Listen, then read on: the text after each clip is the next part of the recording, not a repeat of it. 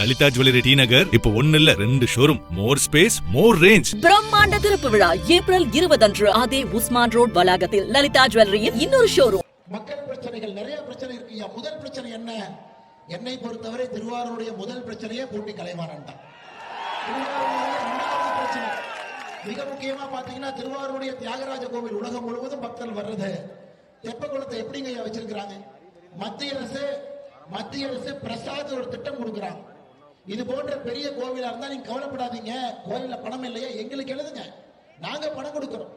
100 கோடி, 50 கோடி, 30 கோடி, 80 கோடி மத்திய அரசு பிரசாத் திட்டத்துல எந்த கோவிலுக்கு பணம் வேண்டுமோ மத்திய அரசு கொடுக்கும். ஒரே கண்டிஷன் என்னங்க? கோவிலை சுத்தமா வச்சுக்கோங்க, வரக்கூடிய பக்தர்களுக்கு வசதி கொடுங்க, ஆண்டவனுக்கு செய்யக்கூடிய நித்திய கால பூஜையை சரியா செய்யுங்க, கோவிலை சுற்றி உட்கட்டமைப்பு வசதிகளை உருவாக்குங்க. ஆனா தமிழ்நாடு அரசு கடந்த 5 ஆண்டுகள்ல மத்திய அரசு கிட்ட இருந்து திட்டத்தில் பெற்ற பணம் எவ்வளவு தெரியுங்களா? கோழி முட்டைங்க, 0. இவங்க தான் சுயபுராணம் பேசுறவங்க தானே. நாங்க எங்க ஆட்சியில நேத்து பார்த்த ஐயா கமலஹாசன் அவர்கள் போறார். யாருங்க? தமிழ்நாட்டினுடைய இந்து அறநிலைத்துறை அமைச்சர் சேகர் பாபு போய் பிரச்சாரம் பண்றார். என்ன பேசுறாரு தெரியுங்களா? ராஜராஜ சோழனை விட அதிகமா குடமுழுக்கு பண்ணாராமா. இந்த காமெடி எல்லாம் கேட்கணுங்களா? ஐயா அமைதி படையில சத்யராஜ் ஒரு கேரக்டர் அடிப்பார். அவர் எம்எல்ஏ ஆகிறதுக்கு ஒரு பேர் அவருக்கு வேணும். அப்ப நாகராஜ சோழன் எம்எல்ஏ வச்சுக்குவார். அப்ப சோழர பரம்பரையில் ஒரு எம்எல்ஏ அப்படின்னு அவரே பேரை வச்சுக்கிட்டு அமைதி படையில சத்யராஜ் வருவார். அந்த மாதிரி ஒரு சென்னையினுடைய பேட்டை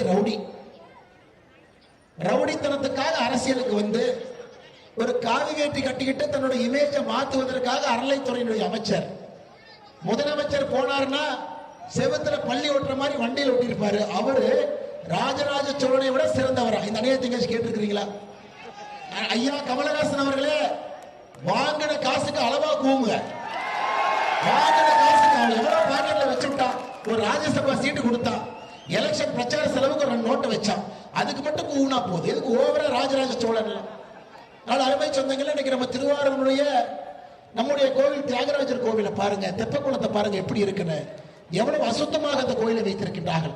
அதற்கும் நம்முடைய சட்டமன்ற உறுப்பினர் வரும் பொழுது மத்திய அரசு, ஐயா நம்ம பள்ளியெல்லாம் எங்கேயும் போடல, நேர பிரசாத் இடத்துல பணத்தை கொண்டு வந்து இந்த கோவிலுடைய தரத்தை உயர்த்துகின்றோம் என்கின்ற உறுதிமொழி உங்களுக்கு கொடுக்குறோம் ஐயா.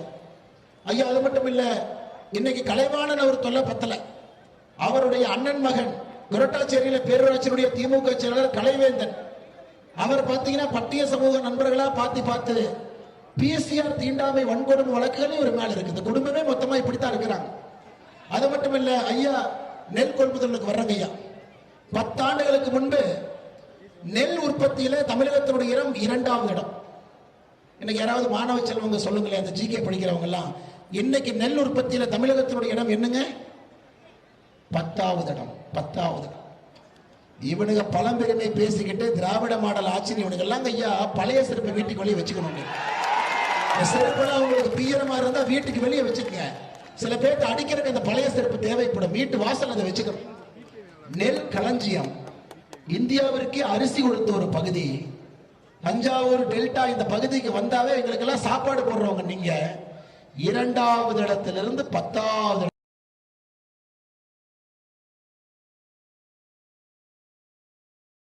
கொண்டு வச்சதான் அவனுக்கு சாதனை 10 வருஷத்துல. அதுவும் குறிப்பாக இந்த கடந்த 5 வருஷத்துல படிப்படியா குறைச்சு 10வது இடத்துல வச்சிருக்காங்க. கேட்டா பழம்பெருமை பேசுவாங்க. என்னங்க ஐயா, ஒரு விவசாயி நெல் எடுத்துட்டு போனா மூட்டைக்கு 40 கூடு, மூட்டைக்கு 50 கூடு, மூட்டைக்கு 60 கூடு எடை போடுறதுக்கு. அதன் பிறகு பதப்படுத்தக்கூடிய ஆலைகள் இல்ல, வைக்கக்கூடிய இடம் இல்ல, தார்பாலின் போட்டு கவர் பண்ண முடியாது, மழை பெய்யும், அதுல தண்ணி உள்ள இறங்கும், ஈரப்பதம் உள்ள வந்துடும். மத்திய அரசு நம்ம கிட்ட வாங்குற நெல்லை பஞ்சாப், மத்திய பிரதேச, உத்தரப்பிரதேசத்துல கொடுக்கணும், அவங்க எல்லாம் சாப்பிடணும். மத்திய அரசு சொல்லுவாங்க, அண்ணே ஈரப்பதத்தை கொஞ்சம் கம்மியா வச்சுக்கங்க, நெல் உணர்த்துற மிஷின் வாங்கிக்க. மத்திய அரசு நாங்க பணம் கொடுக்குறோம், வாங்கி மிஷின் வாங்குங்க, குடோன் வாங்கி கட்டுங்க, வாங்குற அரிசி அப்படியே உள்ள போடுங்க. இவங்க என்ன பண்ணுவாங்க? எதுவும் பண்ண மாட்டாங்க. மத்திய அரசு கொடுக்கக்கூடிய எல்லா பணத்திலும் கொள்ளையடித்து நீங்க கொண்டு போற மூட்டையிலையும் 40 ரூபாயில இருந்து 70 ரூபாய் வரை கொள்ளையடித்து அதை மலையில போட்டு அது ஈரத்தை உறிஞ்சிய பிறகு முதலமைச்சர் டிராமா பண்ணுவாரு, மத்திய அரசு எங்க நெல்லையே வாங்க மாட்டாங்க, நாங்களே என்ன பண்ணுவோம், பிஜேபி கட்சிக்காரங்க, அதிமுக கட்சிக்காரங்க, நீங்க தப்பா நினைச்சுப்பீங்க, நாங்க மத்திய அரசு ஓடுவோம். ஐயா, இந்த ஒரே ஒரு தடவைங்க ஐயா, எங்களுக்காக இந்த தமிழ்நாடு விவசாய மக்களுக்காக தமிழ்நாட்டில் ஈரப்பதத்தை மட்டும் எங்களுக்காக ஒரு 4% உயர்த்துங்க ஐயா.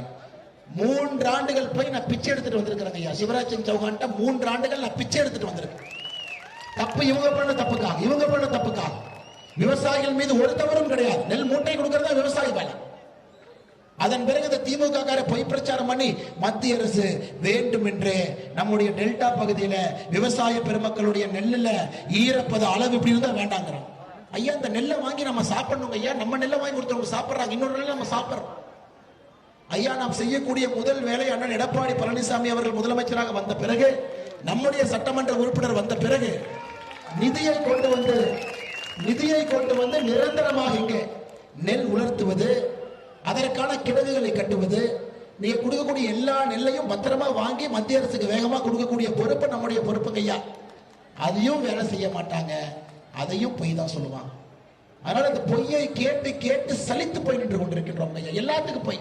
முதலமைச்சரை பொறுத்தவரை காலையில பொம்மை கீ கொடுக்குற மாதிரி 6 மணிக்கு கீ கொடுத்தீங்கன்னா 12 மணி வரைக்கும் டெல்லி டெல்லி டெல்லி அந்த பொம்மை அது மட்டும்தான் பேசுங்க. அப்புறம் 12 மணிக்கு மேல கீ கொடுத்தீங்கன்னா ஹிந்தி ஹிந்தி ஹிந்தி 6 மணி வரைக்கும் அந்த பொம்மை. 6 மணிக்கு கீ கொடுத்தீங்கன்னா மத்திய அரசு வஞ்சிக்குது, மத்திய அரசு வஞ்சிக்குது, மத்திய அரசு வஞ்சிக்குது. 10 மணிக்கு பொம்மை தூங்க போயிடும், திரும்ப காலைல 6 மணிக்கு கீ கொடுக்கும்.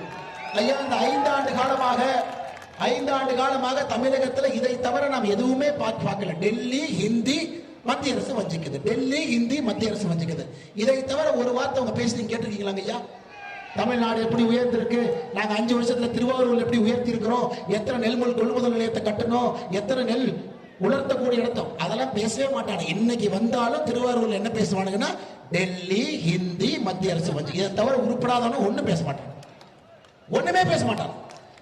ஏன்னா 30 வருஷம் திருவாரூர்ல சட்டமன்ற உறுப்பினராக இருக்கிறீங்க, 67 இருந்து உங்க கூட்டணி இங்க இருக்கு.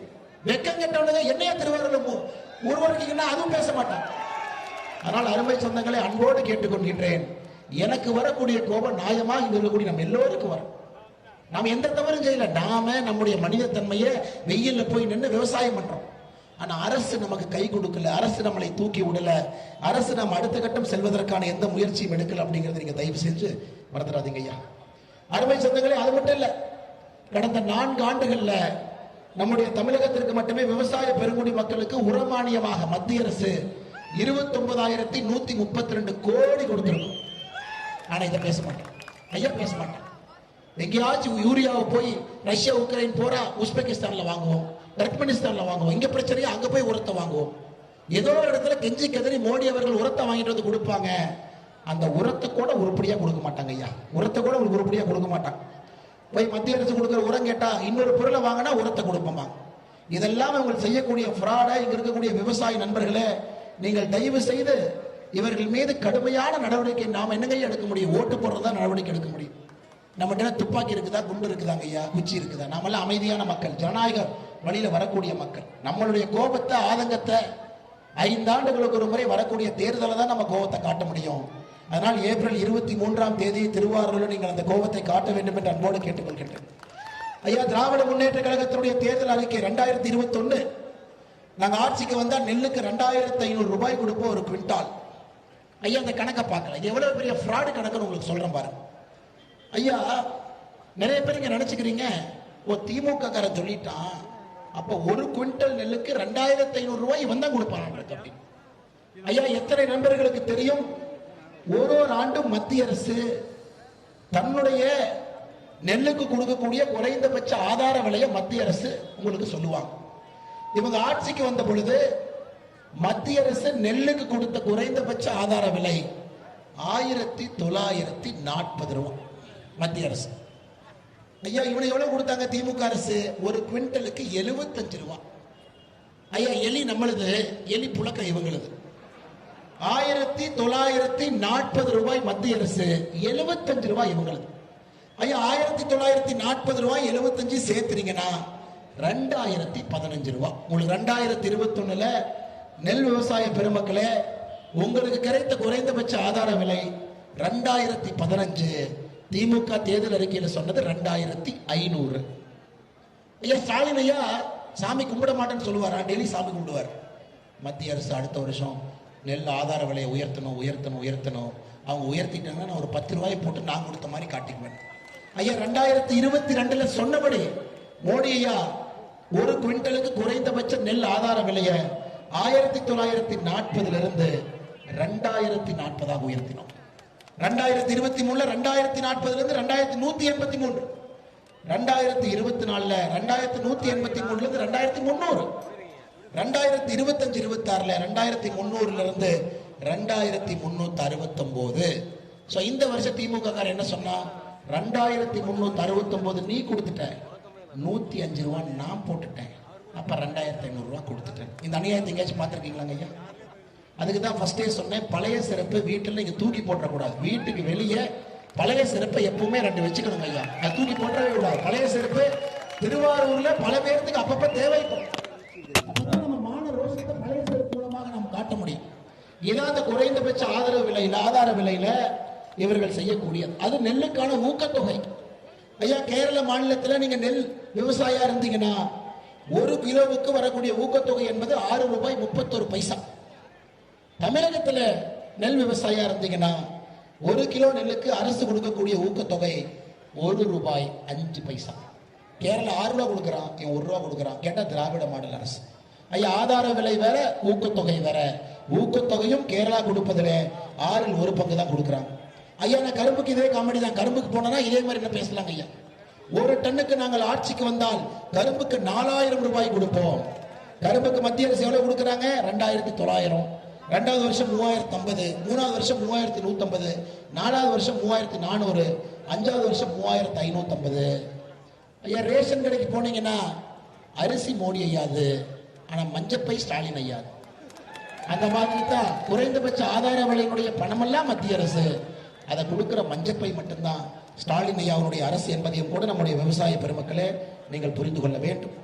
அது மட்டும் இல்லைங்க, நம்முடைய திராவிட முன்னேற்ற கழக ஆட்சி வருவதற்கு முன்பு கடந்த முறை அனைத்து இந்திய அண்ணா திராவிட முன்னேற்ற கழகத்தினுடைய ஆட்சியில் ஆட்சி முடியும் பொழுது பயிர்க்கடன் 12,110 கோடி ரூபாய் தள்ளுபடி செய்வோம் என்று அறிவிப்பு இருந்துச்சு. அடுத்து வந்த திமுக காரன் இன்னைக்கு பண்றேன், நாளைக்கு பண்றேன், நாளானைக்கு பண்றேன்னு 5 வருஷமா ஐயா 12,110 கோடியில இன்னும் 1,774 கோடி பண்ணல. 10,000 கோடி தான் பண்ணிருக்க. 5 வருஷம் ஆச்சு. இன்னைக்கு அண்ணன் எடப்பாடி பழனிசாமி அவர்கள் அடுத்த தேர்தல் வாக்குறுதி கொடுத்திருக்கிறாங்க.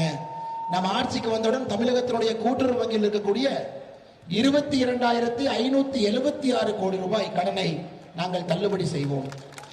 ஐயா நகரத்தில் இருக்கிற ஒரு தம்பி கேட்டார், என்னன்னே நீங்க எந்த எலெக்ஷன் வந்தாலும் கடன் தள்ளுபடி கடன் தள்ளுபடி கடன் தள்ளுபடி பயிர் தள்ளுபடி. நான் சொன்ன தம்பி, எனக்கு இந்தியாவில் ஒரு வேலை செஞ்சு லாபம் இல்லைன்னா அது விவசாயம். இந்தியாவில் ஒரு வேலையை செய்து விவசாயம் செஞ்சு குழந்தைங்களை படிக்க வச்சு கல்யாணம் கூட பண்ணி கொடுக்க முடியாதுன்னா அது விவசாயம் தான். ஆனாலும் நாங்கள் முட்டாள்கள் மாதிரி எதுக்கு நாங்கள் விவசாயம் செய்கிறோம்னா அந்த மண்ணை விட்டு எங்களால் போக முடியாது. அப்ப அரசு இந்த சலுகையை கொடுக்காம விவசாயத்தை விட்டு யாரும் வர முடியாது. நகரத்தில் இருக்கக்கூடிய இளைஞர்களுக்கு சொல்லுவேன், அதனால அப்பப்ப இந்த பயிர்க்கடன் தள்ளுபடி கூட்டுறவு வங்கி தள்ளுபடி கொடுத்தா தான் கொஞ்சமாச்சும் அவங்களுக்கு மூச்சு பிடிக்காம அடுத்த விவசாய வேலையை செய்வாங்க. அதனால அருமை சொந்தங்களே, அண்ணன் எடப்பாடி பழனிசாமி அவருடைய ஆட்சி அமைந்தவுடன் இந்த அம்புலி மாமா கதையெல்லாம் சொல்லாம நேரடியாக 22,576 கோடி ரூபாய் கூட்டுறவு வங்கியில் இருக்கக்கூடிய கடனையும் கூட உங்களுக்கு தள்ளுபடி செய்வோம் என்கின்ற மகிழ்ச்சியான செய்தியும் இந்த நேரத்தில் சொல்வது என்னுடைய கடமையாக இருக்கிறது. நம்முடைய நன்னிலம் தொகுதி பக்கத்தில் இருக்குங்க ஐயா. அண்ணன் காமராஜ் ஐயா அவர்கள் முன்னாள் அமைச்சர் நம்மோடு இன்னைக்கு வந்திருக்கணும். நான் வருவதற்கு தாமதமானால் அண்ணன் அங்க மாட்டிக்கிட்டாங்க. அருமை சொந்தங்களே, அவர் எதிர்த்து யார் நிற்கிறாங்க? எஸ்டிபிஐ கட்சி. எஸ்டிபிஐ கட்சியினுடைய தலைவராக இருக்கக்கூடிய நெல்லை முபாரக் ஐயா. அந்த எஸ்டிபிஐ முபாரக் யாருன்னு தெரியுமாங்க ஐயா? ஐயா கோவிட் நேரத்தில் கோவிட் நடந்த பொழுது போலி மருந்து அடிச்சு அரசு எம்பளத்தை போட்டு வித்தவர். 2023 திருபுவனத்தில் நம்முடைய கொள்கைவாதி ஐயா ராமலிங்கம் அவர்கள் வெட்டி கொல்லப்பட்டார். அதற்கு நேரடி தொடர்பு பண உதவி செய்தது நெல்லை முபாரக். அதற்காக 2023 அவங்க வீட்டில் தேசிய புலனாய்வு அமைப்பு வீட்டில் ரைடு பண்ணாங்க. இன்னைக்கு இவரு பார்த்தா பச்சை துண்டு போட்டு நன்னெழுத்துல சுத்திட்டு இருக்காரு. என்னையா நடக்குது தமிழ்நாட்டிலையும்? எனக்கு திராவிட முன்னேற்ற கழகத்தை பொறுத்தவரை என்னங்க ஐயா நடக்குது? அதனால் அருமை சொந்தங்களே, நன்னிலத்தினுடைய வாக்காளர் பெருமக்களே, ஒரு ஓட்டை நம்ம போட்டாலும் கூட இந்தி இறையாண்மைக்கு எதிராக போடக்கூடிய வாக்கு என்பதை நீங்கள் உணர்ந்து கொள்ளுங்கள். இந்த நாடு பார்டர்ல நம்முடைய ஜவான்ஸ், நம்முடைய சோல்ஜர் நமக்காக குழந்தையெல்லாம் விட்டுட்டு குண்டடி வாங்கி சியாச்சின்ல -40 டிகிரியில் அவன் நிற்கிறான். எதுவும் கேட்காம நிற்கிறான், எதுவும் வேண்டாம் என்று நிற்கின்றான். 6 மாசத்துக்கு இருக்கா 30 நாள் லீவு கொடுத்தா ஊர்ல வந்து அப்பா அம்மா குழந்தை பேரம்பேத்தி பார்த்துட்டு போறவங்க இருக்கிறான். அவங்கெல்லாம் ஒரு நிமிஷம் நினைச்சுக்கங்க. இந்த மாதிரி மனிதர்களுக்கெல்லாம் நீங்க நன்னிலத்தில் ஓட்டு போடுறதுக்கு முன்னாடி நமக்காக எதையும் எதிர்பார்க்காம இந்தியாவுடைய இறையாண்மையை பாதுகாப்பதற்காக நம்முடைய பார்டரில் இருக்கக்கூடிய நம்முடைய வீர சைனிகர்களை ஒரு முறை நீங்க நினைச்சு இந்த மாதிரி ஆட்களை எல்லாம் நம்ம பகுதியில் விட்டீங்கன்னா எல்லோருக்கும் வருகின்ற காலத்துல பெரும் பிரச்சனையாகும். ஐயா, திமுக காரனை விட்டதுக்கே 30 வருஷமா அனுபவிக்கிறோம். இப்ப நெல்லை முபாரக் விட்டீங்கன்னா 3 வருஷத்துல அனுபவிப்பீங்க. அதனால தயவு செய்து நன்னிலத்தினுடைய வாக்காளர் பெருமக்களே, அந்த தவறை நீங்கள் எல்லாம் செய்யக்கூடாது என்ற அன்போடு உங்களிடம் கேட்டுக்கொள்வது என்னுடைய கடமையாக இந்த நேரத்தில் கருதுகின்றேன். அருமை சொந்தங்களே, வெயில் இருக்கிறீங்க, இன்னும் பேசலாம் ஐயா. அதற்கு நம்ம கண்டிப்பா அண்ணனுடைய வெற்றி விழாவில் ஒரு மாலை நேரத்தில் ஒரு பெரிய கூட்டம் போட்டு அண்ணனுடைய வெற்றி விழாவில் நம்ம பேசுவோம். நிச்சயமாக உங்களோடு நாங்கள் என்று விருப்போம்.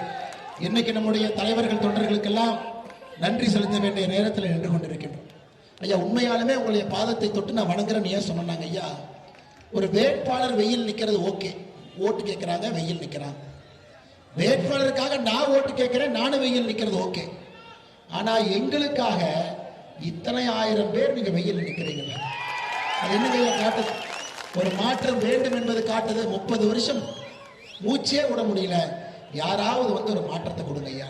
ஆனால் அருமை சொந்தங்களே, உங்கள் நம்பிக்கைக்கு எப்பொழுதும் பாத்திரமாக இருப்போம். 2026 சட்டமன்ற தேர்தல் ஏப்ரல் 23. உங்களுடைய வாக்குகள்லாம் சிந்தாம சிதறாம நம்முடைய தாமரை சின்னத்திற்கு திருவாரூர்ல 3வது பட்டன் தானுங்க, 3வது பட்டன்ல நம்முடைய தாமரை சின்னத்திற்கு நீங்கள் வாக்களித்து அண்ணன் கோவிச்சந்திரன் அவர்களை பெருவாரியான வாக்கு வித்தியாசத்தில் திருவாரூரிலிருந்து வெற்றி பெற செய்ய வேண்டும் என்ற பணிவர்களோடு கேட்டுக்கொள்கின்றேன்.